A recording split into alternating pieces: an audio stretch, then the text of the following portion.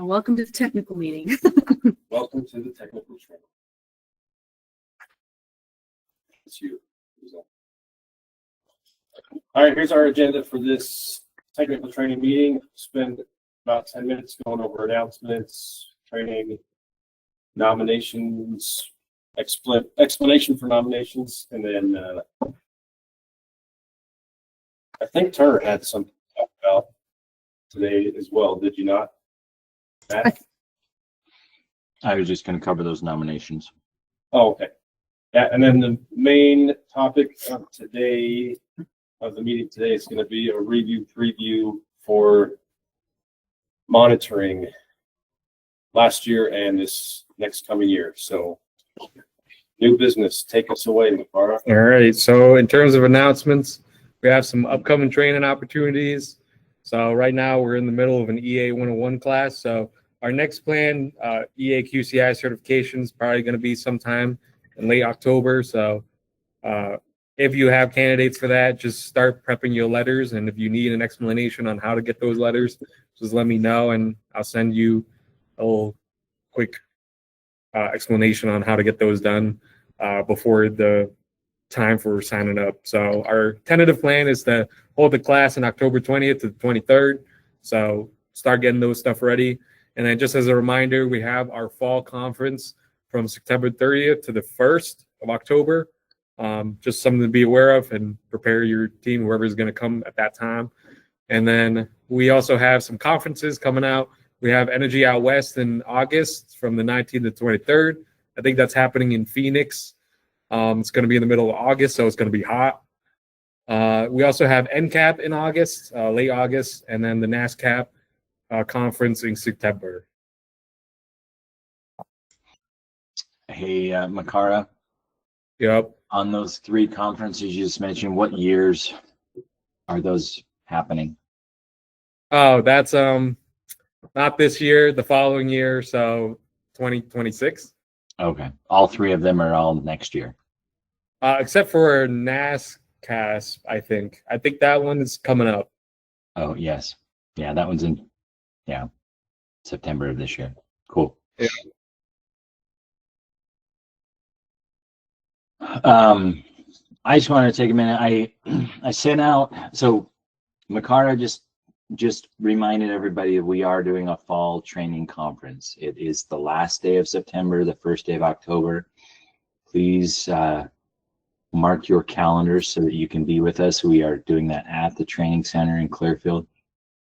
As part of that conference, we will be doing the awards that we've done a couple of times in the past. So I sent out a registration or a nomination link for those awards. And I just wanted to go through the awards from last year really quickly, just to kind of remind everybody, you know, what we're looking for those awards, and just to get you thinking about who you might nominate for those awards. So one of the awards is a health and safety hero. There's a definition there. There's also a definition on the registration form. So when you're clicking through the registration form, if you're trying to remember what, you know, the qualifications are for the award, it's right there. If you'll go to the next screen, or next slide, sorry, yeah. This was, I think these were the nominations for the health and safety hero. I think the water heater on the left, you could see they'd used some PVC on a natural draft water heater. So it would have had flue temps in the 300+ degrees, and that schedule 40 probably will only withstand about 120, 140 degrees. So it didn't work very well. And then on the right, I think they had tied in the fan on their stove into the same vent with their water heater in the corner. So you can see both of those are great candidates. There are some things that people found in the field that could have really caused a lot of harm to the clients, and they were able to repair those. Next slide.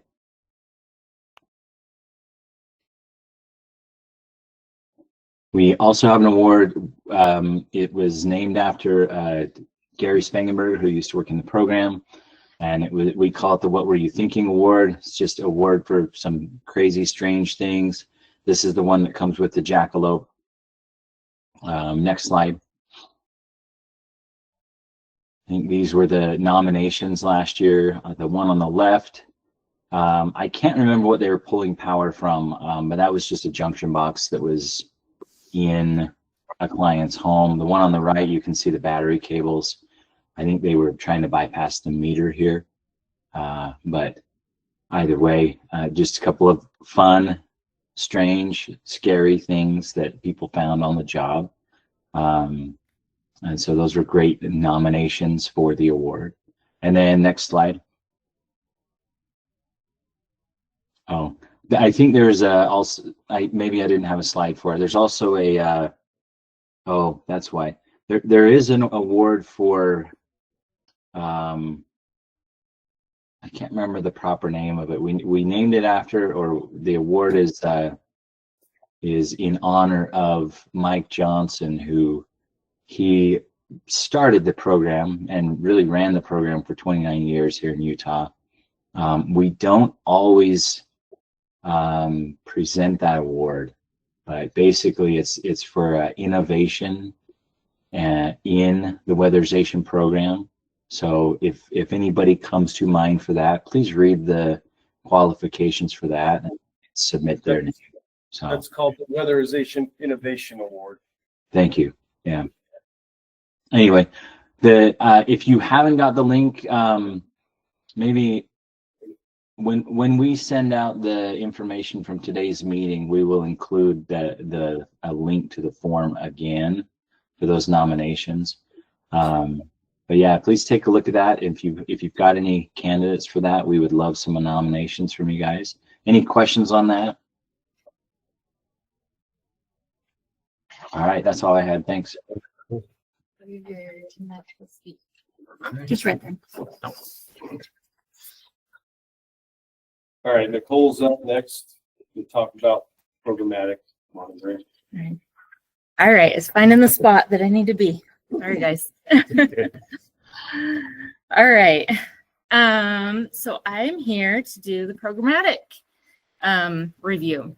So I know a lot of you think that this doesn't really have anything to do with you. Makara, you need to fix that. It's the first thing. No, No, okay. all right, go back here. And then you can just hit this slide. So for those who are not at the training center and you're wondering why cameras are a little different than normal, as Makara mentioned, part of my staff is in the middle of an EA 101 class. I think there's 8 or 9 folks from the network there in the classroom with them. We can see Seth hiding there behind Nikole. Anyway, so there's a few folks in the room, and they paused that class to present this meeting, but you may hear some comments and questions from the folks in the room. All right, guys, let's get started. So you guys are doing awesome. And that's what I wanted to start with. And it's not just on my side of things. Our whole intention for this discussion is to celebrate that you guys are doing good things. You're doing a great job. And we want to talk about those things that you're doing good. We also want to talk about the feedback, you know, what we could improve. There's always room for improvement, right? So we'll be talking about that too. Like I was saying before, most of you think you have nothing to do with the programmatic side, and you'd be wrong. And I hope that none of you do think that. And I hope you do understand how it is a team effort. But I'm just going to go through all of my categories here and just briefly discuss a little bit of where we're at and where your involvement may be in any of these things. Although, you know, I do mostly work with the coordinator when I come out for my programmatic monitoring. And most of the things are your leader's responsibility to ensure that they're being covered properly. You all have a part in it. And in almost every single area, your coordinator's receiving assistance by other people on your team, and that may include you. You guys are the program. So programmatic does include you. So we have the 6 areas, main areas that I take a look at. If you can see the overall across all of the agencies, there was an increase, which is a great thing. However, I don't like to read too much into the numbers, especially on mine. My checklist will probably evolve and change a little bit each year as we identify different things that maybe we need to focus on a little bit. I'm happy to report that there were no findings across the network in programmatic at all.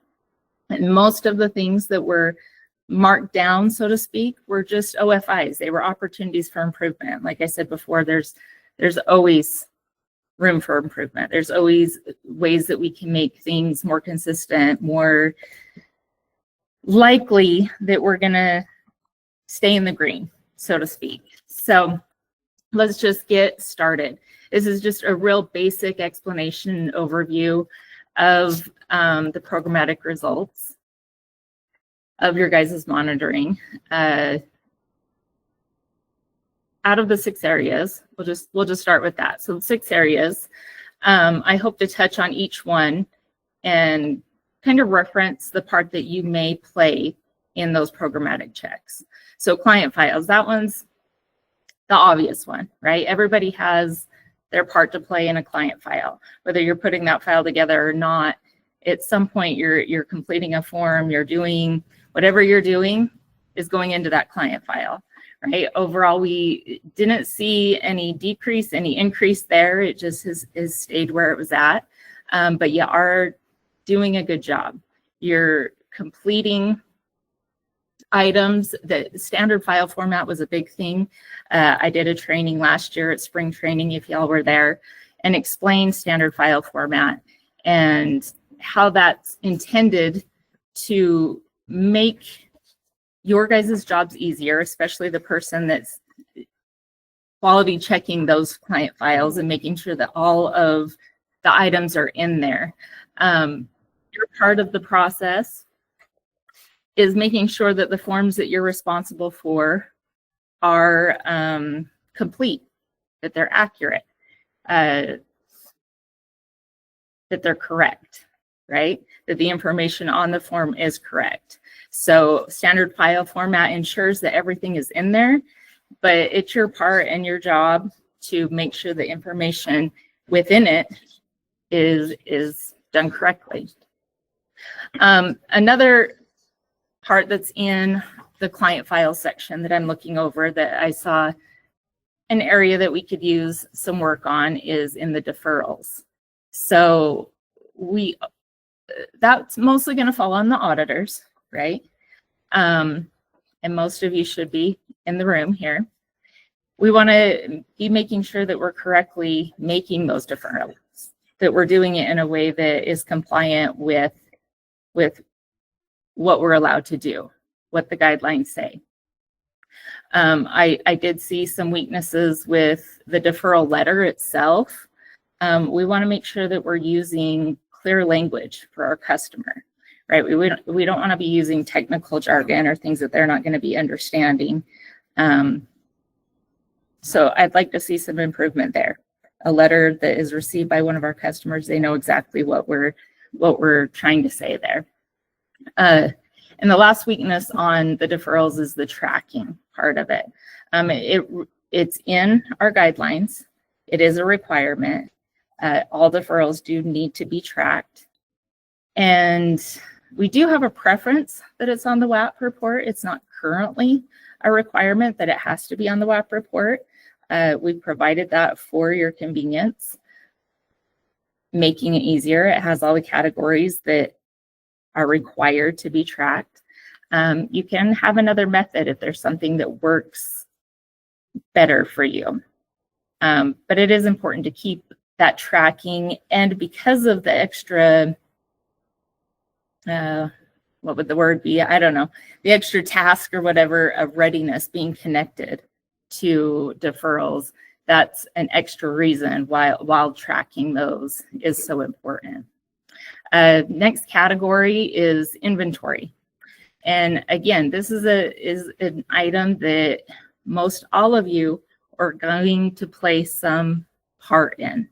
And there is such an importance on keeping accurate inventory. I'm not seeing an issue or a problem with inventory itself. As you can see, there was no change there as well. You know, no change is better than a decrease. So we're doing well overall.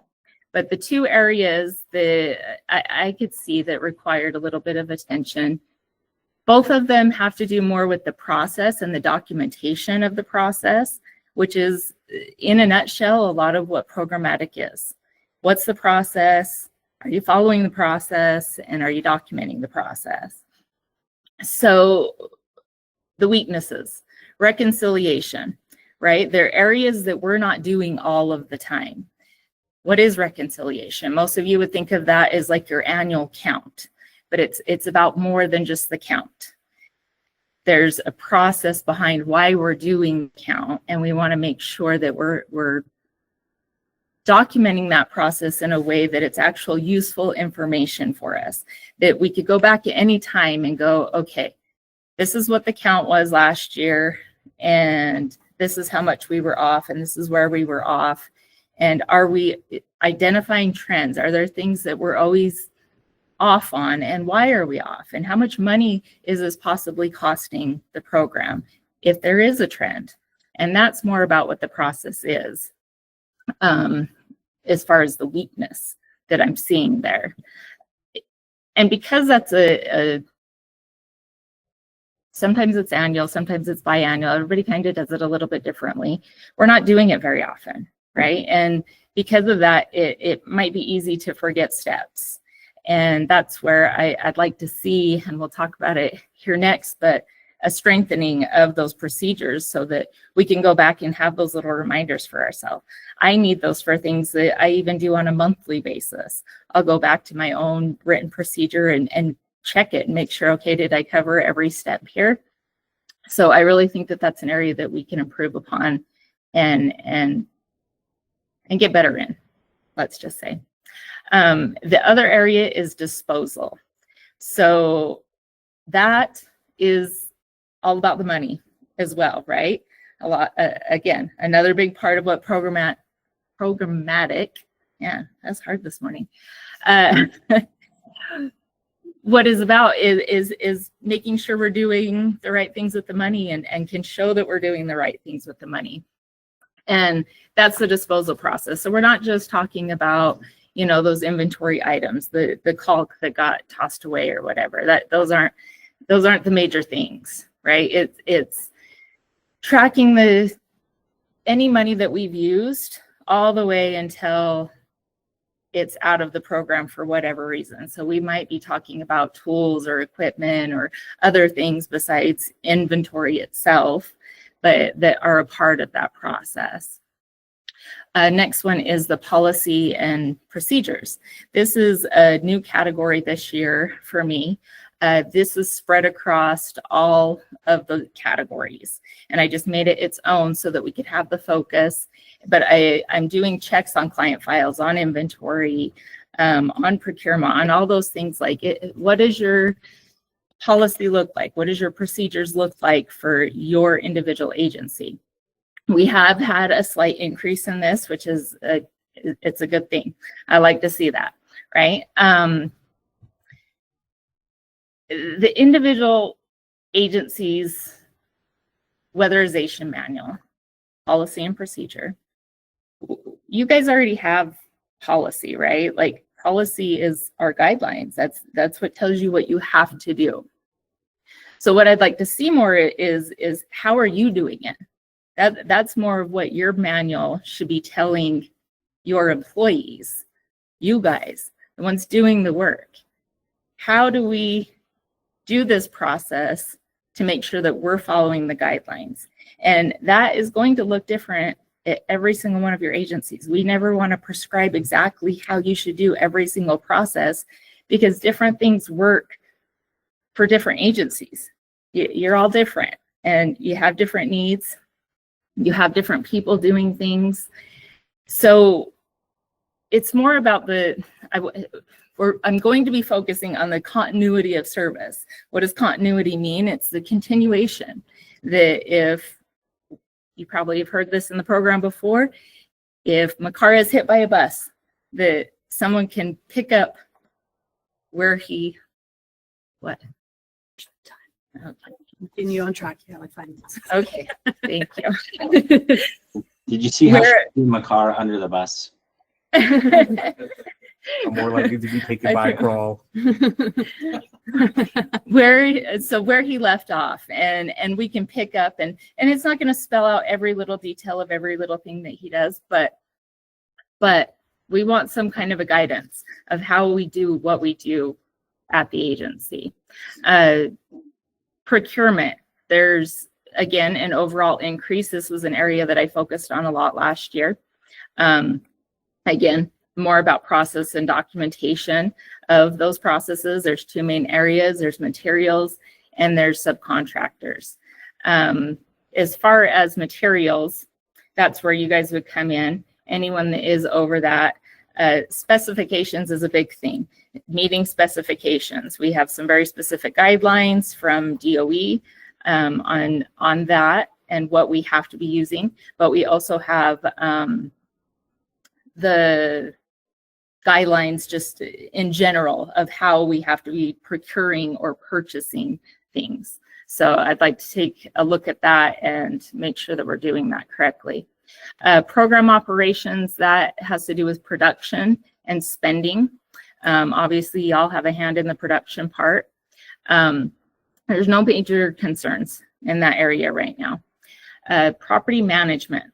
Again, overall increase. This is tools, equipment, vehicles, has a lot to do with tracking and disposal. If you're responsible for this area, that's, something that you may have a hand in. Sorry, I'm trying to speed it up as I've been told I'm taking too long. You can hit the next slide because isn't that your? Can you let me control my I thought you were talking about what you were doing because you just talked about property management. All right, feeding it along. Okay, so my areas of focus. I really only had two. My number one was procurement. I did a lot of training with your coordinators over this last year. I expect to see an overall improvement in that. So with that said, I expect to see an increase in that coming up next year. Policy and procedure, I'll be meeting with your coordinators, going over what I just said, continuity of service. How do we accomplish that? What can we do? What are some ideas? Expect to have a part in this. If there's any area that I just named there, and there's going to be other areas that I might not have named, you may be asked. You may be asked to help with this part. And it doesn't have to be a manual, a guide, something that you read. If you have other ideas on how to make your policy clearer, if it's a video of being recorded, do you not learn from reading? You can watch it and know what to do. Is there a flow chart? Is there bring your ideas to your coordinator on how they can make this continuity of service idea work. Next thing is inventory, specifically, like I said, reconciliation and disposal. I'll be doing a training at the fall training. All of you will be attending that, I hope. And then the last thing is what I've been continuing to do, or what I started last year and will continue to do, which is agency-specific training. So during the programmatic monitoring on day one, I identify an area that I think is going to be most helpful to your agency, to your coordinator, to whoever has their hands in that part of the checklist, so to speak. And I want to just provide that continued clarification on the guidance and what it says. So if you ever have any programmatic questions, please ask your coordinator, but I am always here. I'm always available for anything that you need. That's what I'm a teammate. I'm your team member. So if you have questions on things, please ask. Your leaders do disseminate the information. A lot of the information that they receive as far as programmatic stuff does come through the coordinators meeting. If they don't talk about the coordinators meeting to you guys at all, ask them about it. Ask them what they learned. Is there anything they should know? Or you should know, I'm sorry. So that is it. That is my spiel. Yes. Teamwork makes the dream work. I like You're that. all involved in this. So without you guys, we don't have a program. This is the part I wanted to get to. Sorry. Nope, you're good. Is this meme? Awesome. Okay. So, hello everyone. I'm gonna go over the. Wow, your camera is crazy. Okay. All right. So I'm just gonna briefly go over the monitoring overview, and then I'll jump into the audit, and then Justin will take over the production side of things, and then Rogers will do the KCI. And then we'll have our closing remarks by Makara. All right, so this is the results of our monitoring for technical. As you can see, there's some improvements. There are a few items that were a little bit less. The number that you kind of want to look at is that farthest right number that we went down just a little bit from the previous year, only by like 1 percentage point. And I think much of that could be contributed to the QCI section and how we're focusing on that. But overall, there is some good things to be said. I'll hit this so you can kind of see a little bit easier where the ups and the downs are. There's 3 ups, 3 downs, but 2 of them are really, the last third down is really just the overall program. We did see a bit of a decrease with the audit section, and I think that could be attributed to the new auditors that we have in our program. So overall, we are going to be doing some specific training with some of those agencies that we see need a little bit of extra practice, and it's mostly just because they're new, right? So we've had so many new auditors this last year. I think we've had 10, almost close to that number. It's been a large number across several different agencies, so this is a little bit expected, but overall it's still a decent number. And then production went up a lot, so good job there. And then QCI went down a bit, and that also kind of falls in line with audit. And then we had the intake is always improving, which is great, and doing a great job. And then the agency checks went up a little bit. So if you have any questions on this, feel free to shout us out, but I'm going to move on to our next thing. So what is our training plan? We got some new memes up here for you to see. I especially like this one because he's trying to do multitasking successfully, it looks like. All right, so for the focus areas, oh, my duck's not showing. Can you fix that? Good. Go edit that slide. Anyways, these are the items. Oh, nope, that is not here. Let me close out and reshare because that's not an updated slide. So exit slideshow. That's what it's supposed to look like. I'll re-slideshow. Oh, start slideshow. Okay, so here's the items. So AO1 infiltration reduction, this was one of the lower accuracy scores that we found, and that's why it's kind of #1 on the list, because it's been something that's slowly been decreasing over time. We're not hitting our infiltration reduction numbers that we would like, and then there's also just missed opportunities in these complex homes, and so that's where that number kind of comes from. That's across all agencies, but overall there was only 2 areas of concern, no findings. Also, just so you know that I didn't mention previously, is that we only had a total, well, we know we don't want any findings, but there were 3 findings total in the program, whereas last year I believe there might have been more. There were 5.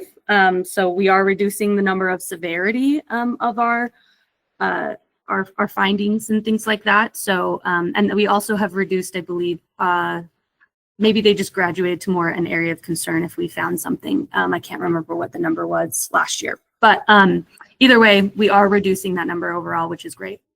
So infiltration reduction, and then ASHRAE. The main issue with ASHRAE, we believe, was probably just an understanding of the new form. There wasn't any major issues, and Asher, there was actually, like, though the accuracy score is not great, overall we did see an improvement in the severity of non-compliance. So I believe there wasn't any agency that had non-compliance, meaning they were missing vapor barriers or anything like that. And they didn't get any findings under ASHRAE, and we only had 4 areas of concern. So there is an improvement with that, but we do want to keep it on our radar because we did see the accuracy fall based on how to fill out the form. And so we will be doing some training on that just to ensure that everybody understands what we're doing. But we have seen improvement with ASHRAE. The next thing is directing work orders. So this is a new one on our list. ASHRAE and infiltration reduction was on our list last year, but this year, directing work orders, we found that there just isn't a lot of explanation happening to properly direct work. And that's really important in order to pass the baton, and it can make it really confusing for field crew. And so we're going to be doing some focused training on that. It was across 6 agencies, 67%, and then 1 area of concern. And then for field collection and health and safety forms, it was kind of a unique situation that this year we've noticed that there is a lot of conflicting information that's happening between these different forms and on the audit tool. And these are all very key field collection forms that need to be accurate, or else if it doesn't reflect what you put on the audit, how can we determine that that's what is actually happening in the home? And it's a pretty big issue that we found. So one thing that we will be developing is a field collection form that kind of tries to embed some of the health and safety items, including the itemized costs specifically. That's something that I'm working on, and I am kind of asking for some individuals' feedback before I publish that form to the network. But we are developing that. Again, that was 76% accuracy, 7 agencies. And then the last one is AO1 shell. This one, the thermal boundary is a major measure, and we're finding there was a lot of inaccuracy and or missing entire areas and opportunities missed. And the percent accuracy doesn't quite align with what we saw, because that's going over 17 items of all of AO1 shell input. And so that's 79% is still below that 80% threshold that we would want for that shell section.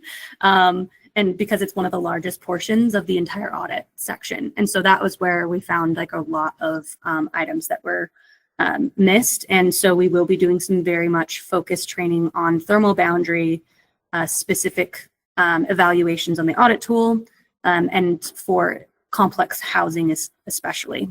So as you can see, we're really highlighting on the infiltration reduction and thermal boundary sections of our program, because those are really the basis of a good energy audit. So if you have any questions, feel free to ask. If not, I'll move on to Justin. You want to come up here?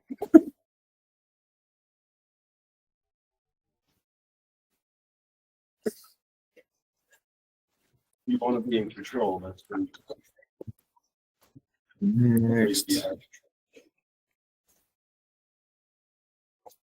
You have to click on the screen, the next button that says on Now you 16. can just use the arrows.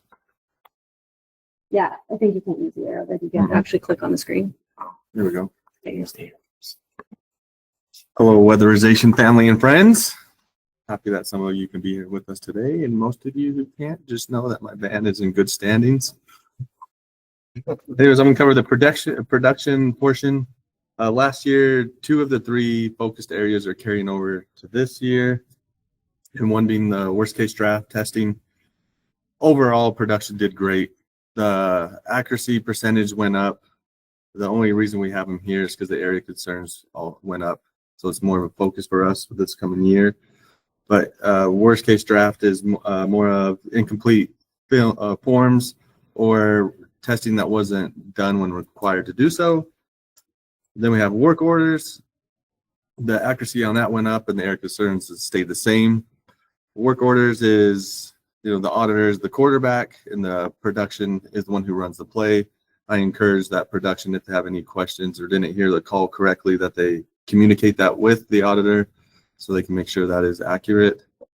And the third one that is a new one this year is the photo documentation. And that's more of in-progress photos of air sealing if it's called for, but installations being on top and there's no photos taken. We just encourage that we get those required in-progress photos. Pretty much, just to wrap it up quickly, production is doing great. Yeah, you guys improved so much. Other than the intake and agency checks, it was the third most increase in percentage accuracy. So good job on the production crew. And that's all I got. So now we'll turn it over to Mr. Rogers. Next slide. From this there. Gotta project. If you can't hear Rogers, somebody say something. I'll speak up, don't worry. Our top 3 areas for QCI was. You gotta hit it again. There you go. Are a repeat of last year. So number 1, again, is ASHRAE. This seems to be a theme every year, but one of these years we'll nail it down. The main point for QCIs is don't copy the energy auditor's calculations. You need to confirm the information on the energy auditor's calculator, then work with the energy auditor to fix the errors, any errors. Sorry, clicked the wrong button. Any errors that you find on their calculator. The goal is to get the correct amount of ventilation for each house and have consistent information on both calculators. Number 2 was worst case draft test. This was similar to what Justin just said. Most of the errors are just a mix of not filling out the form correctly or completing the form the way it's supposed to be done. And then there was a couple of occasions where, or one occasion where a worst case draft test was not conducted where it should have been. So just a variety of issues there that we need to focus on. That's obviously focused around the health and safety of each client. So, and then number 3, A13 audit review.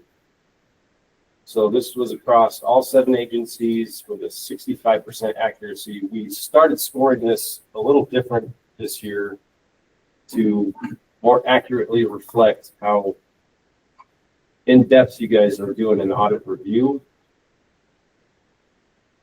All right, hold on. Let me look at my notes for a second. The purpose of this is so you can add this information to your agency issue tracker, and that's to be used as an aid in creating a training plan for improvement. It's not meant to be punishment or anything like that. You should be able to do this training needs analysis on your own. You shouldn't have to wait for the state monitoring report to come out to catch the errors. That's too late. If you have any specific questions on implementing this, or if there's training that you want from us, speak up when we come out to your agency. If we're told that you don't have any training needs from us, we're expected that you have a training plan or improvement in place and that you're using the data from your agency issue tracker to implement that plan. I know that kind of is a stretch from energy audit review, but you should be using the information that you get from that to help you better train on how to get correct information into your audits. That kind of goes back to what Kyia was alluding to, all her error items that she talked about. Well, and the QCI, if you find something, go fix the audit file. Don't leave it. Work with the energy auditor to fix the audit. Yeah. File. Don't just do it yourself. Yeah, don't do it yourself, but work with the auditor and make them fix the audit file so the audit file is good. That's the whole point. So our plan is to provide in-person training that is specific to each role of the production process. So for energy auditors, we'll be focusing on enhancing their initial data collection and decision-making skills. For retrofit installer technicians, we're going to emphasize communication protocols, how Justin was talking about following the work orders, what they say, what the auditor is calling in play. So if there's something different on a house, you need to communicate with your auditor and adhere to the standards even when unexpected situations arise. And for QCIs, we'll be providing more in-depth training on what is expected in an energy audit review and the importance of attention to detail, as well as the critical nature of your final review and sign off of each job. Any questions on anything so far? Does anybody in here have questions on what we said? You go to the next slide, Tony.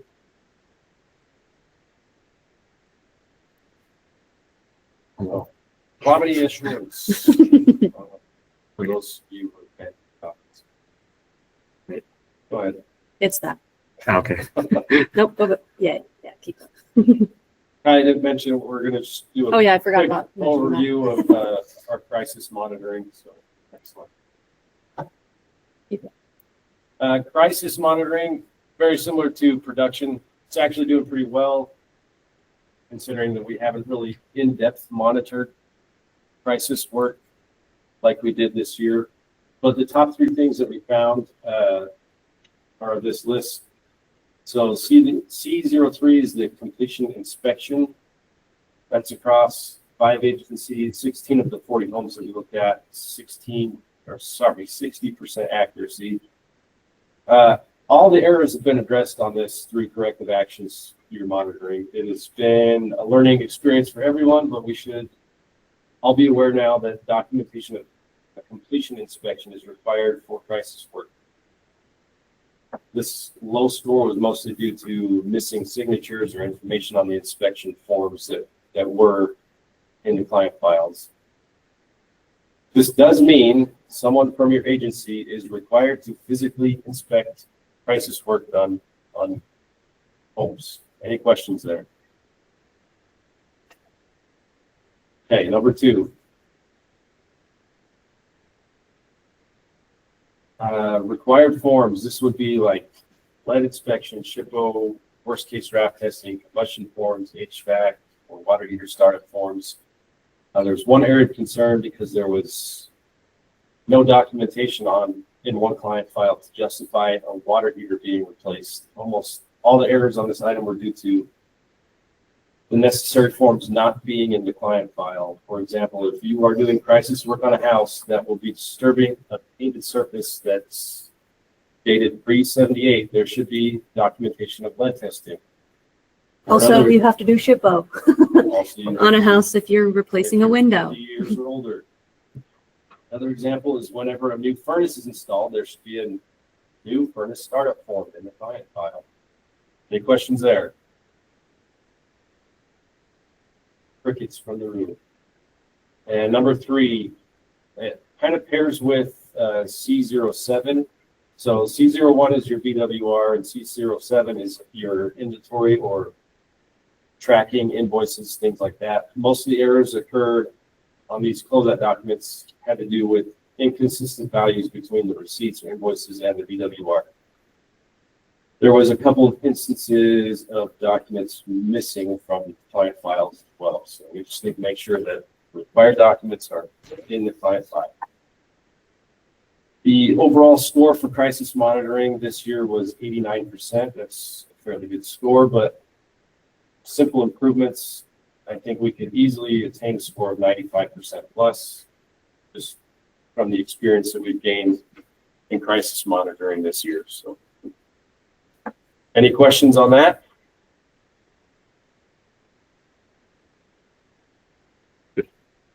Mr. Turner, do you have anything you would like to add? I don't. I know they went through everything really quickly. These are the things that they will be watching closely for this year. Does anybody have questions about anything? And like, if you're wondering what the proper way to do anything looks like, now's a great time to ask. I have something to add about crisis just a little bit, is that one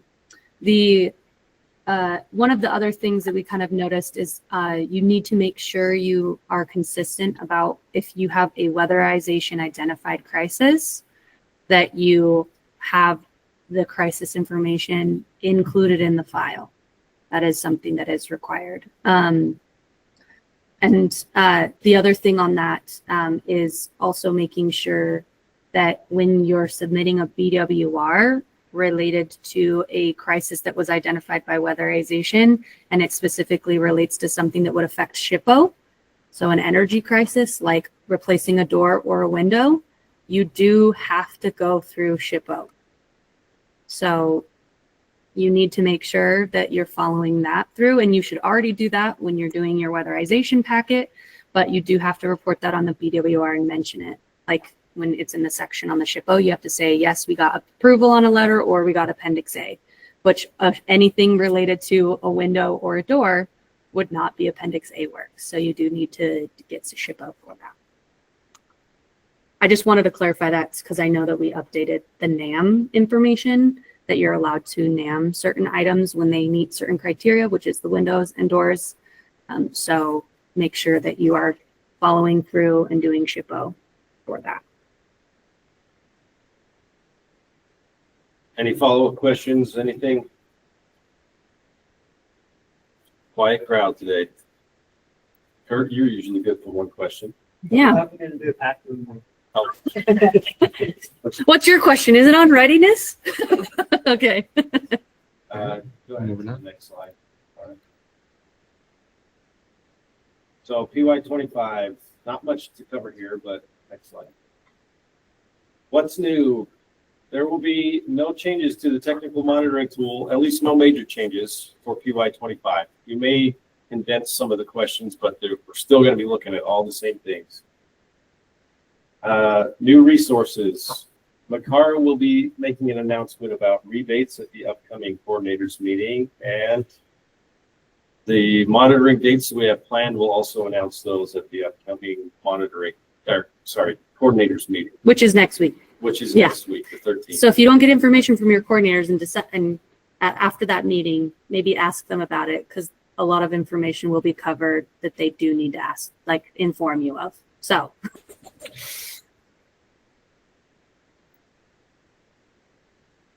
So, Instead of a quiz, we've got a joke of the day. so I wrote this joke. Hopefully you all find it as funny as I did, because I told my wife and she did not find it very funny. Why did the insulation break up with the drywall? Because it felt there was too much separation. There wasn't enough value in the relationship. That's pretty good. That's pretty good. My wife didn't get it. Boom. Alrighty, All right. that's it. You said you had a question, but you don't want it recorded, is what you're saying. Well, I don't know if it's appropriate for the. Okay. For the technical training. Does anybody else have any questions? We're letting you off a little early today. We got through things pretty quickly, but some acknowledgement that y'all are alive. We didn't put you to sleep. I did see Carolyn put her thumbs up. Oh, Kate raised his hand. Or is that fake? Was that not real? No, Turner's clapping. Jesse White's clapping. Thank you. Alan's clapping. All right. People are alive. Yay. All right. Y'all have there's no other questions. Y'all have a good day.